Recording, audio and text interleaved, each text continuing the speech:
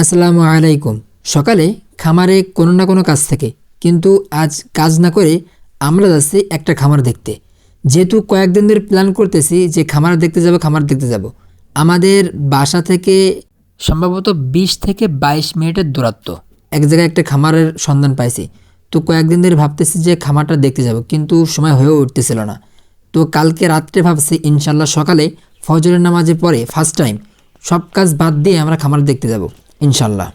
আমরা যখন সকালে বের হয়েছি, দেখি চারিপাশে কুয়াশায় একদম পুরো অন্ধকার হয়ে আছে। যেহেতু আজকে অনেক কুয়াশা পড়ছে, তো চারিপাশে ভীষণ অন্ধকার। আমরা যেহেতু ফুল লোকেশনটা চিনি না, এই জন্য আমাদের ওইখান থেকে একজনের কাছে জিজ্ঞাসা করলাম, ভাই লোকেশনটা কোথায়। লোকেশনটা দেখাই দেওয়ার পরে আমরা ওর ভিতরে গেলাম, যে ওনাদের কাছে অনুমতি নিয়ে ওনাদের যে খামারটা আছে, আমরা সে খামারের মধ্যে ঢুকলাম। ঢুকে দেখি বেশ অনেক বড়ই খামার ছিল। আমরা যখন ওনাদের কাছে জিজ্ঞেস করলাম যে এখানে কত পিস কোয়েল পাখি আছে, তো ওনারা বললো 600 থেকে 700, একদম ফুল গোনা নেই। যেহেতু কয়েকটা সমস্যা হলে ওনারা ওইটাকে বেচে দেয় বা খেয়ে ফেলে, এই জন্য সেখানে কত পিস পাখি আছে সঠিকভাবে বলতে পারলেন না। আমরা কোয়েল পাখি দেখার পাশাপাশি আর একটা সাইডে দেখলাম, ওর একটি সাইডে দেখলাম বোর্ডিং সেট আপ রয়েছে।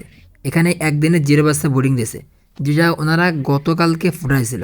ওনাদের থেকে আমরা জানতে পারলাম ওনারা 3 দিন অন্তর অন্তর এই বাচ্চাগুলো ফুটিয়ে থাকে। যেহেতু ওনাদের সেল হয়ে যায়, এই জন্য ওনারা 3 দিন অন্তর অন্তর বাচ্চাগুলো ফুটায়। আমরা যাওয়ার পরে উনি এসে পাখিদেরকে খাবার দিচ্ছিল, প্লাস সাথে সাথে ডিমগুলো তুলতেছিল। যেহেতু অনেক ডিম, এই জন্য খাবার দেওয়ার পাশাপাশি বালতিতে করে ডিমও তুলতেছিল। আর আমরা ওনাদের পাখি দেখার পাশাপাশি আমাদেরকে আর একটা সাইডে নিয়ে গেল, যেইখানে ওনাদের আরও পাখি ছিল।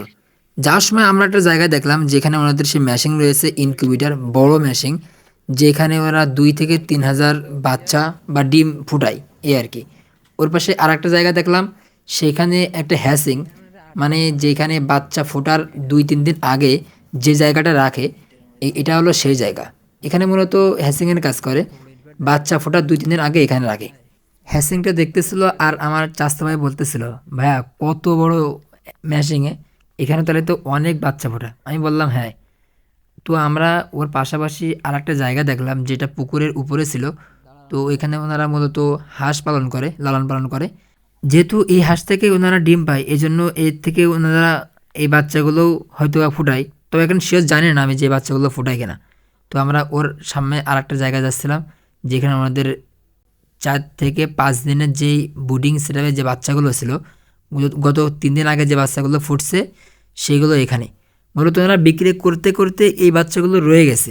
এই জন্য সাথে সাথে ওনারা যে পুরুষ পাখিগুলো ছিল, সেই পাখিগুলো আলাদা করে রাখছিল, যেহেতু বিক্রি করতে সুবিধা হয়। আমরা এখান থেকে বের হওয়ার পরে একটা মুরগি দেখলাম, দারুণ মুরগি, মাথায় ঝুঁটি ছিল, পায়ে পুরোই লোম ছিল, সুন্দর দেখতে ছিল মাশাল্লাহ। তারপরে আমাদের আরেকটা জায়গা নিয়ে গেল, যেখানে ওনাদের মুরগির ফার্ম ছিল, তার সাথে সাথে একটা টার্কি মুরগিও ছিল, দেখতেও সুন্দর ছিল।